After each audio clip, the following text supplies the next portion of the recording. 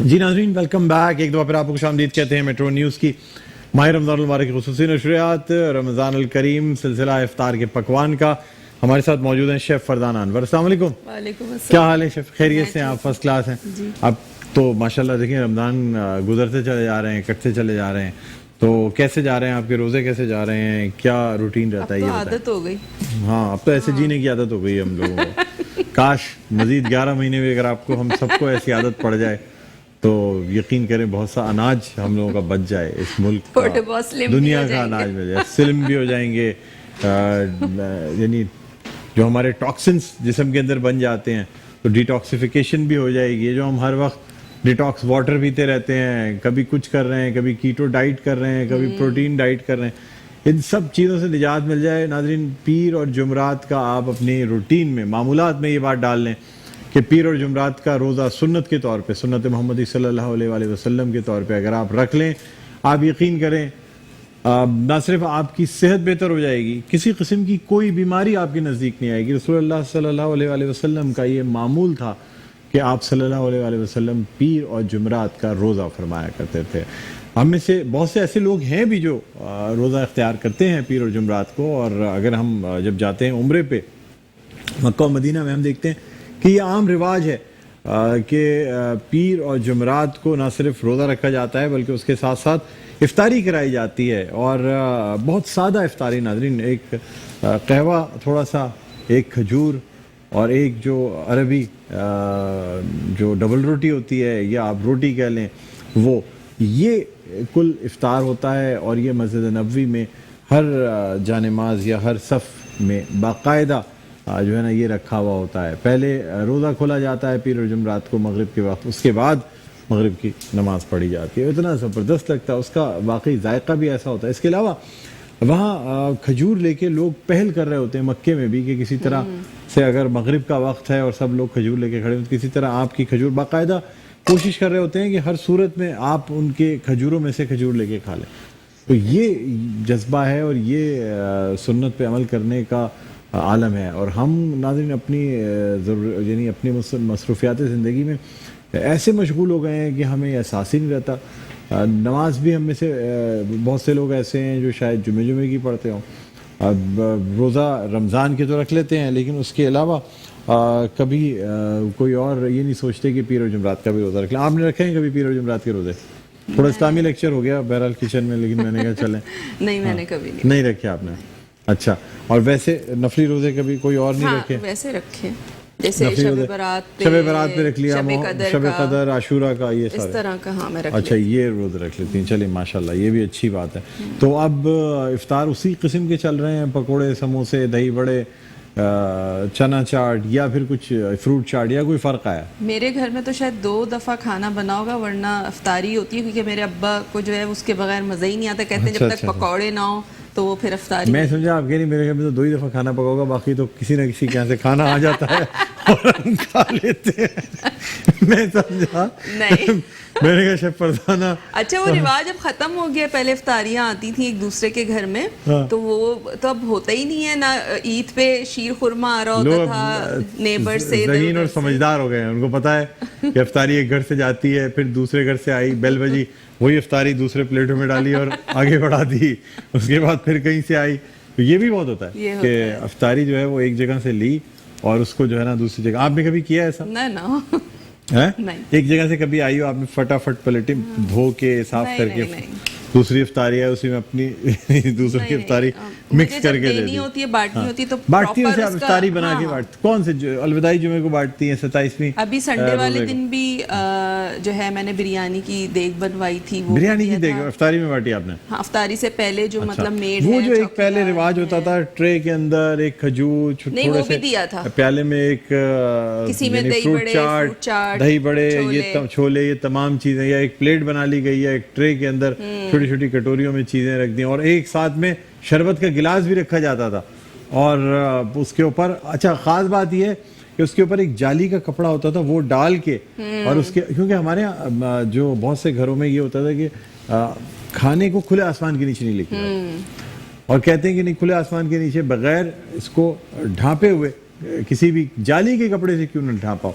लेकिन अब तो गिलास पे भी पहले जाली का एक बाकायदा कवर ढांपा जाता था, लेकिन अब कोई वो नहीं है। बाकायदा तो शरबत इफ्तारी बना जाती के नहीं तो ढांकेंगे कहाँ से? ट्रे के अंदर, यानी एक घर से पड़ोस में भी जाना हो तो इस तरह होता था। लेकिन आजकल माशाल्लाह आप देखें इतनी बड़ी शेफ हैं, लेकिन आपके मोहल्ले वाले आपसे मुस्तफीद नहीं हो पा रहा आपके खानों से। नहीं, मैं जो बांटती हूँ अलविदा वाले दिन, डेली टीवी पे देख के उम्मीद रखते हैं कि शायद आज शेफ फरजाना अनवर को कुछ जो है वो खल्क़े खुदा का तर्स आ जाए और वो सबको इफ्तारियाँ बांटें, लेकिन नहीं। पहले अच्छा मसाजिद में भी बड़ी ज़बरदस्त इंतज़ाम हुआ करता था, हर घर से इतिकाफ़ के ज़माने में तो खैर हो जाता है, आम दिनों में भी होता है।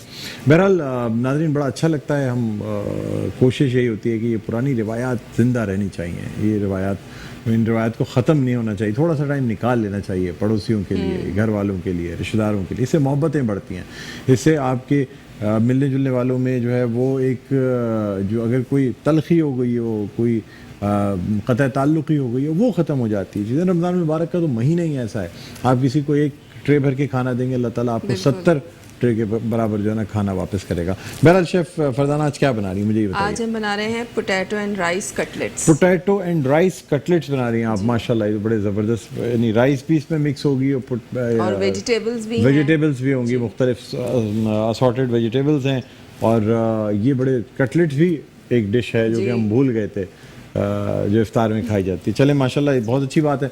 तो आप बस अब मज़ीद वक्त ज़ाया किए बगैर आप क्या कर रही हैं? देखिए 4:15 बज गए हैं, अभी तक कोई खाना पकाने का काम शुरू नहीं हुआ है, सिर्फ बातें ही होती चली जा रही हैं।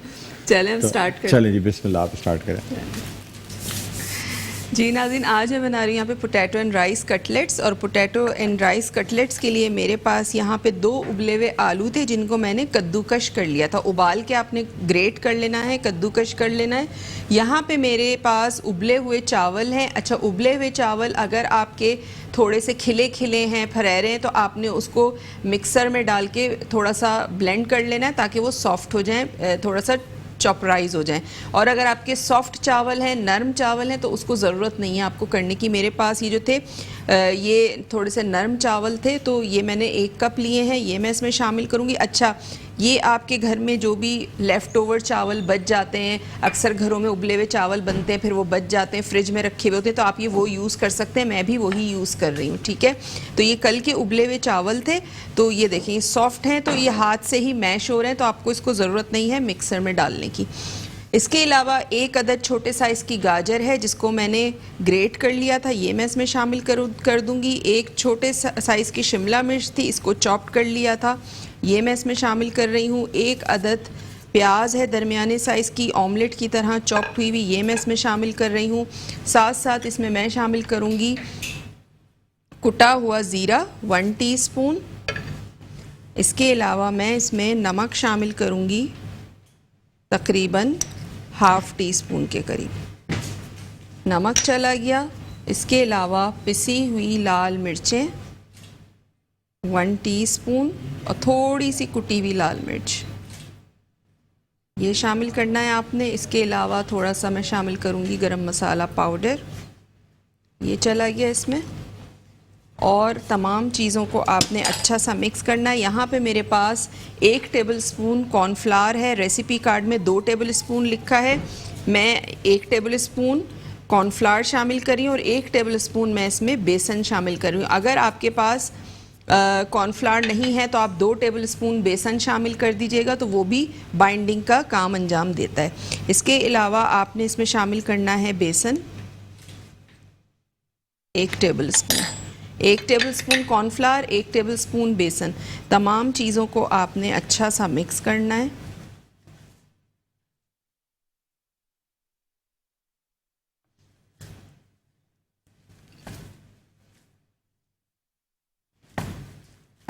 नमक शामिल किया था, पिसी हुई लाल मिर्च थी। अच्छा, हल्दी थोड़ी सी मैं इसमें शामिल करूँगी 1/4 टीस्पून।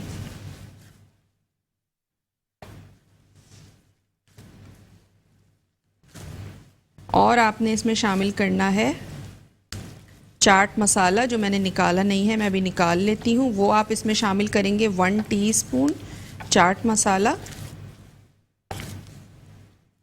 नमक, पिसी हुई लाल मिर्चें, इसके अलावा थोड़ी सी कुटी हुई लाल मिर्च, हाफ़ टी स्पून पिसा हुआ गरम मसाला, इसके अलावा चाट मसाला मैं इसमें शामिल करूँगी तकरीबन 1 टीस्पून।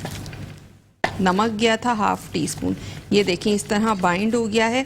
अब आपने क्या करना है, यहाँ पे मैं फ्लेम ऑन करती हूँ,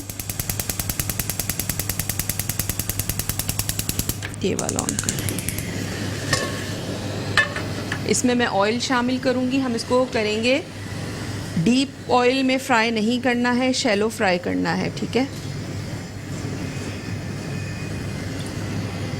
और थोड़ा सा ऑयल मैं इस बोल में शामिल कर लूँगी ताकि मैं अपने हाथों को ग्रीस कर सकूँ। अच्छा, ग्लव्स मैं उतार रही हूँ क्योंकि ग्लव्स जो है वो थोड़ा सा गंदा हो गया है। इस तरह आपने हाथों को चिकना करना है।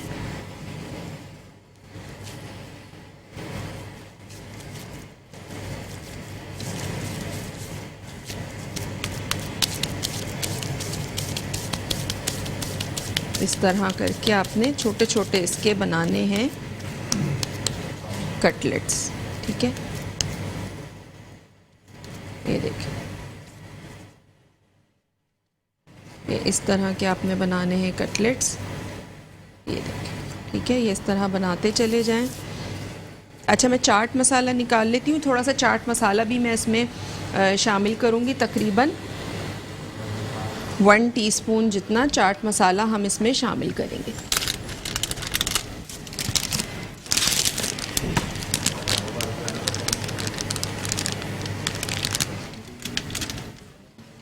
वन टीस्पून चाट मसाला मैंने इसमें शामिल किया। इसको अच्छा सा मिक्स करना है। चाट मसाला शामिल करने के बाद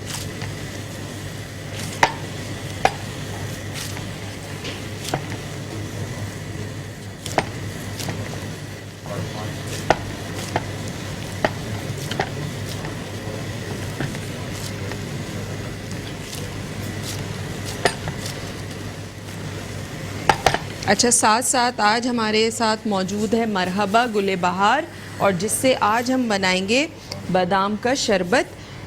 उसके लिए हमें जो जो चीज़ें चाहिए, ये आपको इंग्रेडिएंट्स नज़र आ रहे होंगे। मेरे पास मौजूद है दूध, 1 गिलास दूध लेना है आपने, और आपने लेने हैं बादाम, 10 से 15 आपने बादाम लेने हैं। उसको गर्म पानी में भिगोना है या ब्लांच करें और उसका छिलका उतार के आपने उसको पीस लेना है, ठीक है। चीनी इसमें जाएगी अपने टेस्ट के हिसाब से। मैं इसमें शामिल करूँगी 2 टीस्पून शुगर, और इसके अलावा हम इसमें शामिल करेंगे मरहबा का गुले बहार का शरबत 2 टेबलस्पून। ये देखें, इस तरह आपने कटलेट्स बनाते रहने हैं। और एक प्लेट में ले लेती हूँ, उसमें रखती हूँ।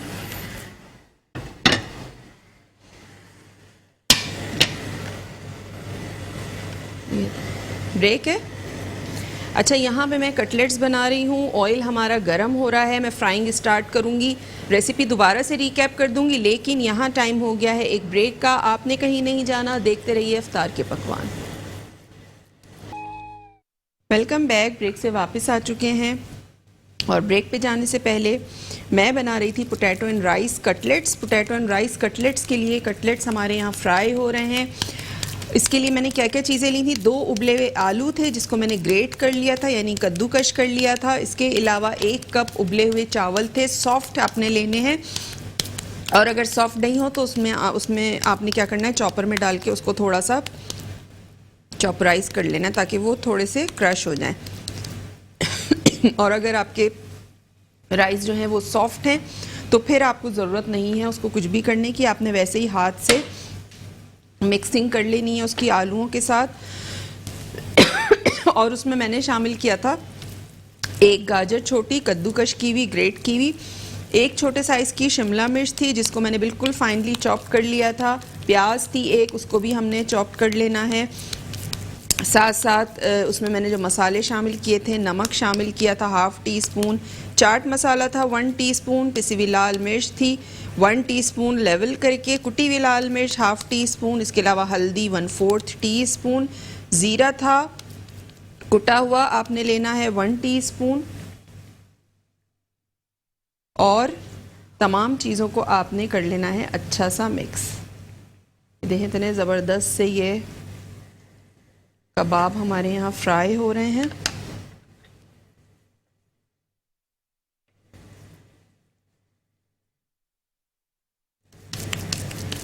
देखिए इस तरह कोई भी चीज़ ज़ाया नहीं होती है। अगर आपके फ्रिज में चावल बचे हुए रखे हैं तो आप घर आलू सबके घर में होते हैं, कोई भी ऐसी चीज़ नहीं है इसमें जो आपको स्पेशली जाके बाज़ार से लेनी हो। तमाम चीज़ें वही हैं जो घर में यूज़ हो रही होती हैं, घर के किचन में होती हैं। तो बजाय ये कि आप उस चावलों को फेंके या ज़ाया करें, तो आपने इस तरह के कटलेट्स बना लेने हैं, पता भी नहीं चलेंगे। और आप देखें मिक्स होने के बाद बिल्कुल पता नहीं चल रहा है कि हमने इसमें चावल भी ऐड किए हैं। हालांकि 1 कप चावल मैंने इसमें ऐड किए हैं, लेकिन बिल्कुल भी इसमें पता नहीं चल रहा है। और वेजिटेबल्स शामिल की हैं। वो बच्चे जो सब्जियां नहीं खाते, आप उनको इस तरह बना के दे सकते हैं। बिल्कुल इसमें ग्रेट की हुई गाजर है और फ्राइंग होने के बाद बिल्कुल पता भी नहीं चलेगा खाने में। तो इस तरह आप बना के दें। इस तरह सब्जियां भी चली जाती हैं पेट में बच्चों के। और ये एक हेल्दी रेसिपी है, कोई ऐसा नहीं है कि बाहर की आप कोई चीज़ दे रहे हैं उससे जो है वो पेट ख़राब हो या फिर कोई और तकलीफ़ हो जाए, क्योंकि पता नहीं होता बाहर का ऑयल कैसा है। घर में आप साफ़ सुथरे तरीके से बनाते हैं। और आप देखें इस क्वांटिटी में 2 आलूओं में कितने सारे कटलेट्स बन गए हैं। यहाँ पे 12-15 कटलेट्स बन जाएंगे इसमें।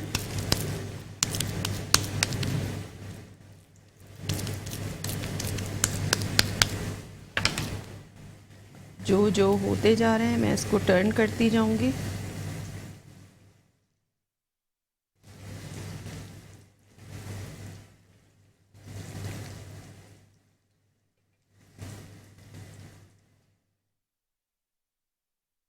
ये देखिए एक तरफ से कलर आ जाए तो आपने इसको टर्न कर देना है, दूसरी तरफ से कलर देना है, क्योंकि तमाम चीज़ें जो आलू पक्के हुए हैं, चावल पक्के हुए हैं।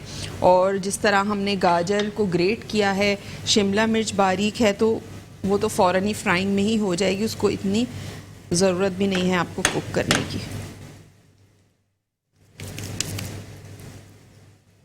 ये देखिए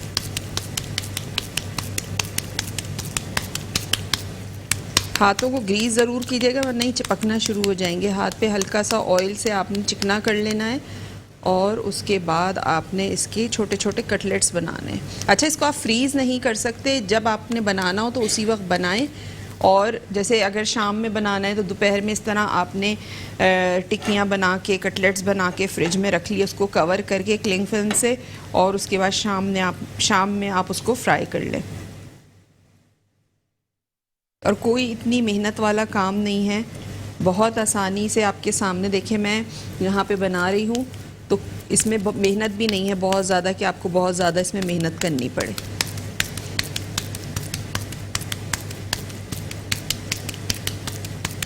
ये देखिए, अगर आपके घर में कोई दावत है तो आप साइड डिश के तौर पे ये भी रख सकते हैं कटलेट्स। अच्छा, थोड़े से मैं अपने हाथ वॉश कर लूँ, उसके बाद हम इसको जो बाकी कटलेट्स हैं इसे भी फ्राई कर लेंगे।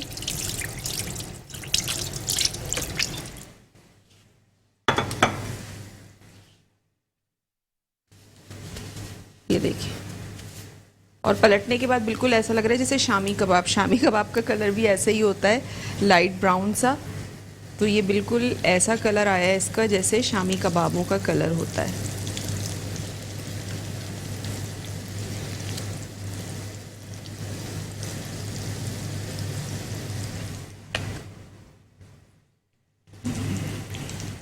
अच्छा, जगह जितनी हो उतने ही आपने फ्राइंग पैन में ऐड करने, बहुत ज़्यादा नहीं आपने भरना है, वरना क्या होगा, टूटना शुरू हो जाएंगे फिर वो।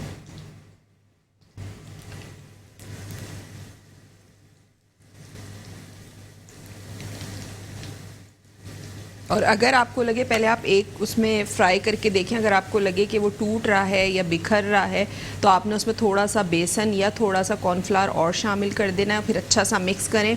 बाज़ दफ़ा मिक्सिंग अच्छी नहीं होती, तब भी कहीं कहीं से जो है वो कोई कटलेट्स टूटना शुरू हो जाता है। जैसे मैंने अभी देखें जल्दी में बाद में दोबारा मिक्स किया तो वो मिक्सिंग प्रॉपर नहीं हुई होगी, तो जिसकी वजह से ये बीच वाला जो है ये थोड़ा सा बिखरना शुरू हो गया है। बाकी सारे सही हैं लेकिन बीच वाला जो है वो बिखर रहा है। वो इसलिए कि हो सकता है उस तक कॉर्नफ्लावर या बेसन जो है वो सही से ना पहुंचा हो, नहीं मिक्स हुआ हो।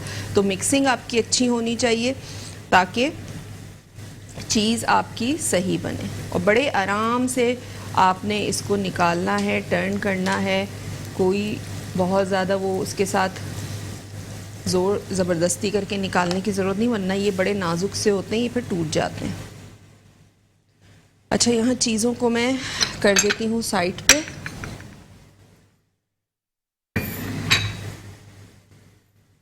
और ये हमारा जो काउंटर है इसको थोड़ा सा मैं साफ़ करूँगी।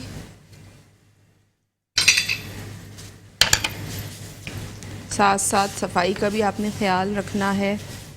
चीज़ों को समेटते जाएं, साफ़ करते जाएं।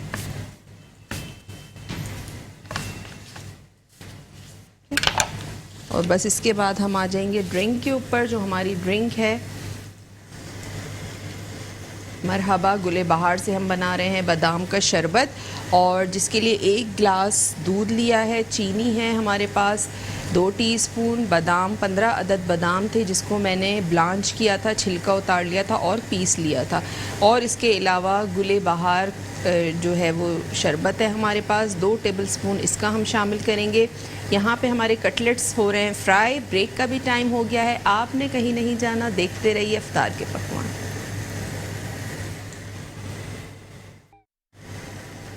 Welcome back. ब्रेक से वापस आ चुके हैं और ब्रेक पे जाने से पहले मैं बना रही थी potato and rice cutlets.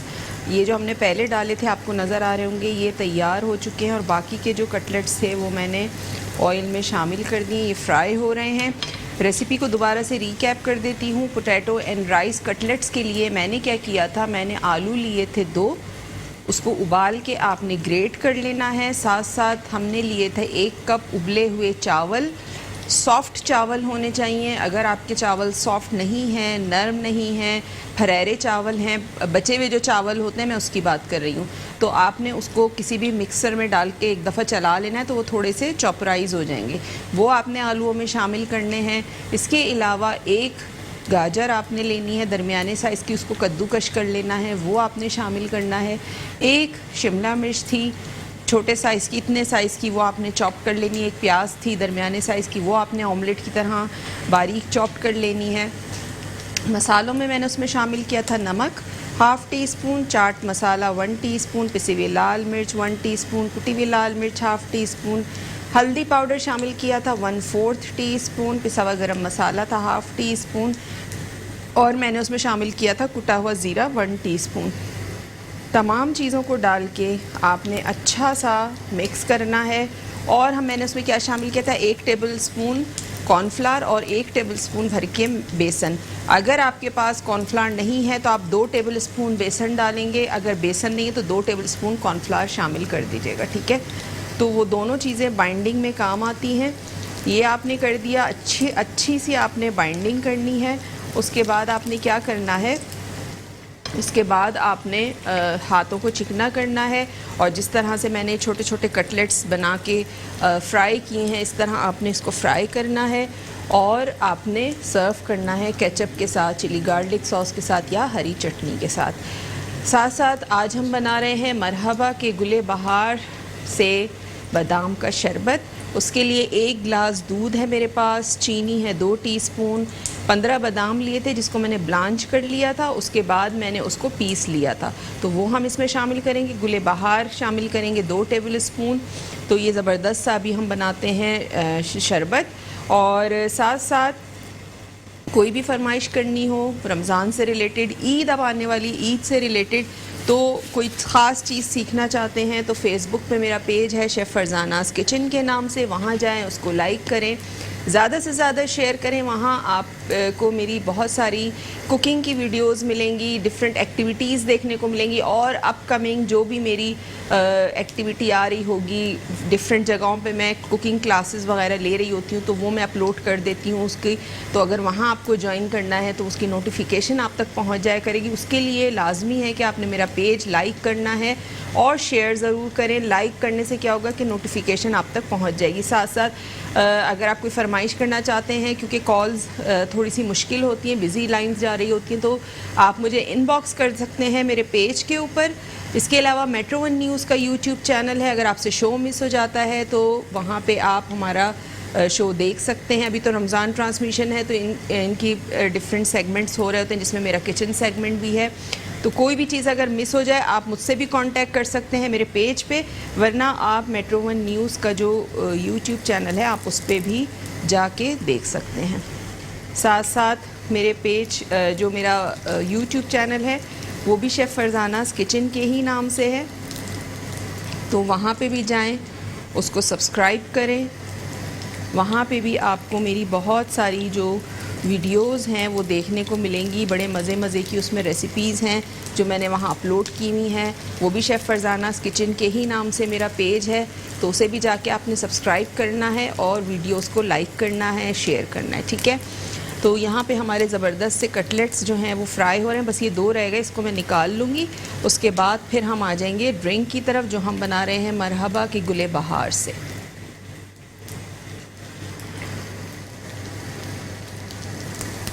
Cutlets भी बहुत तरह के बनते हैं। आज ये मैंने आपके साथ पोटैटो एंड राइस कटलेट्स की रेसिपी शेयर की है। इंशाल्लाह आपको और डिफरेंट तरह के कटलेट्स भी सिखाऊंगी। स्टफिंग वाले भी होते हैं जिसमें बीच में चीज़ स्टफ़ होती है, चिकन स्टफ़ होती है, बहुत तरह के बनते हैं, तो इंशाल्लाह वो मैं आपको ज़रूर बनाने सिखाऊंगी।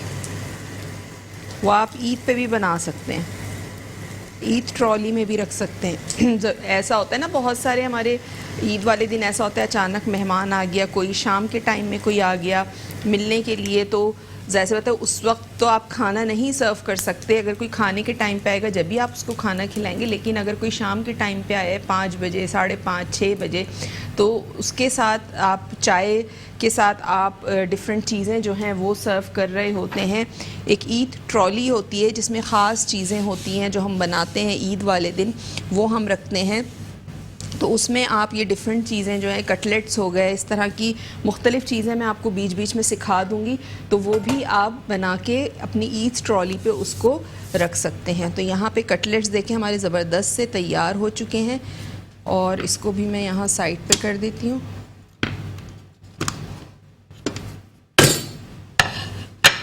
ये हमारे तैयार हो गए हैं कटलेट्स, और आ जाते हैं ड्रिंक की तरफ। ड्रिंक के लिए मेरे पास यहाँ ब्लेंडर है, और इसमें मैं शामिल करूँगी 1 गिलास दूध, शुगर, बादाम का जो हमने ये बनाया था पाउडर, ये मैं इसमें शामिल कर दूँगी।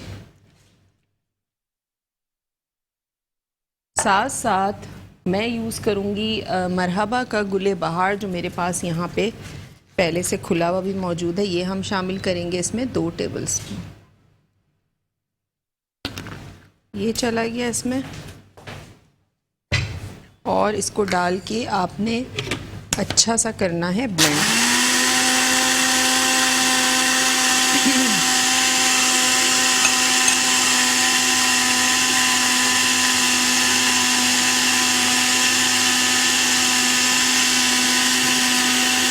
अच्छा सा ब्लेंड करना है कि चीनी और बादाम जो है वो अच्छी तरह दूध में और गुले बहार अच्छी तरह से सब मिक्स हो जाए।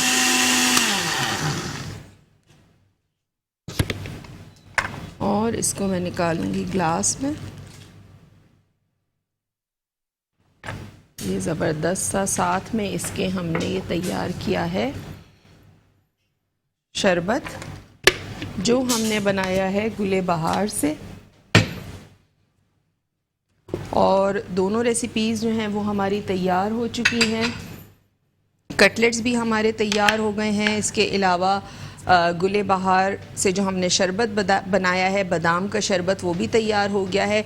इससे आप बहुत सारी चीज़ें बना सकते हैं। इंशाल्लाह मैं इससे आपको कल बनाना सिखाऊंगी फ़ालूदा के। आप फ़ालूदे की तरह जो है वो किस तरह इसको यूज़ कर सकते हैं। रहते आप फ़ालूदा जब पीते हैं तो दूध में इसी तरह का आपको नज़र आता होगा, जो लाल शरबत होता है मिक्स हुआ हुआ। तो गुले बहार से हम आपको कल फालूदा बनाना सिखाएंगे, किस तरह आप घर में फालूदा बना सकते हैं और बहुत मज़े का बनेगा, बाज़ार से बहुत अच्छा बनेगा। साथ साथ जो कटलेट्स हैं ये भी यहाँ पे तैयार हो चुके हैं और ये देखें कितने ज़बरदस्त से ये तैयार हुए हैं, ना ये टूटे हैं ना कुछ हुआ, ये देखें, ठीक है। तो ये बड़े ज़बरदस्त से कटलेट्स जो हैं ये तैयार हो गए। इनका टेस्ट भी बहुत मज़े का होता है, आपने इसको ज़रूर ट्राई करना है। ख़ास बात ये है कि सब्ज़ियां हैं इसमें, तो जो बच्चे सब्ज़ियां नहीं खाते आप इस फॉर्म में उनको बना के दें, वो ज़रूर खाएंगे। और ज़रूरी नहीं है कि आप ऐसे ही दें उनको, आप इसको अगर बच्चे सैंडविच पसंद करते हैं तो आपने मेयोनीज़ लगाई, एक तरफ केचप लगाया और ये वाले कटलेट्स आपने बीच में रखे और हाफ़ करके बच्चों को दे दें, उनको पता भी नहीं चलेगा कि आपने इसके बीच में क्या दिया है। सब्जियां भी उनके पेट में चली जाएंगी, बजाय ये कि बच्चे बिस्किट्स, चिप्स और इस तरह की उल्टी सीधी चीज़ें खा रहे होते हैं। और माएँ भी मैंने अक्सर देखा है अपनी जान छुड़ाने के लिए पैसे हाथ में दे देती हैं, कहती हैं जाओ ले आओ जाके, ताकि मेहनत ना करनी पड़े, बनाना ना पड़े या बच्चे तंग ना करें। लेकिन अगर आप बच्चों पे थोड़ी सी मेहनत करते हैं, मेहनत करके उनको बना के खिलाती हैं, तो यकीन करें कि आपके बच्चे जो हैं वो फिर ये उल्टी सीधी चीज़ें नहीं खाएंगे। क्योंकि जब बच्चे बिस्किट्स, चिप्स खा लेते हैं फिर वो खाना नहीं खाते, फिर जब आप उनको खाने के लिए बिठाते हैं तो वो कहती हैं कि नहीं भूख नहीं है, या नखरे दिखाते हैं। फिर माएँ बच्चों के पीछे फिर रही होती है भागी भागी कि भाई हमारा बच्चा तो अच्छा, फिर ये शिकायत होती है कि हमारा बच्चा तो कुछ खाता ही नहीं है। तो ऐसा नहीं होता, खाता सब कुछ है, लेकिन आप लोगों का जो देने का तरीका है खाना कि किस टाइम पे क्या चीज़ देनी चाहिए वो गलत है। अगर उसको भूख लग रही है, भूख के टाइम पे जब आप उसको हाथ में पैसे रख देंगे, और पैसे भी नहीं घर में अगर आप चिप्स और बिस्किट्स ला के रख देंगे तो ज़ाहिर सी बात है वो एक अट्रैक्शन होती है बिस्किट और चिप्स की। मैं इतनी बड़ी हूँ, मुझे होती है जब मेरे घर में चिप्स रखे हुए होते हैं या बिस्किट और मुझे रात में भूख लग रही होती है, शाम में भूख लग रही होती है, तो मैं किचन में जाती हूँ, कैबिनेट में से एक चिप्स का पैकेट निकालती हूँ और मैं खा लेती हूँ। तो बच्चे तो फिर बच्चे हैं, ऐसे होते हैं, उनकी तो चीज़ ही वो अट्रैक्शन की, उनका दिल चाहता है खाने का इस तरह की चीज़ें। तो कोशिश करें कि बच्चों के लिए जब उनकी भूख का टाइम हो उससे पहले ही आप प्रिपरेशन करके रख दें और आपने उस टाइम पे उनको बना के देना है। शेक्स के साथ मैं इतने सारे शेक्स सिखा चुकी हूँ और मज़ीद और भी सिखाऊंगी।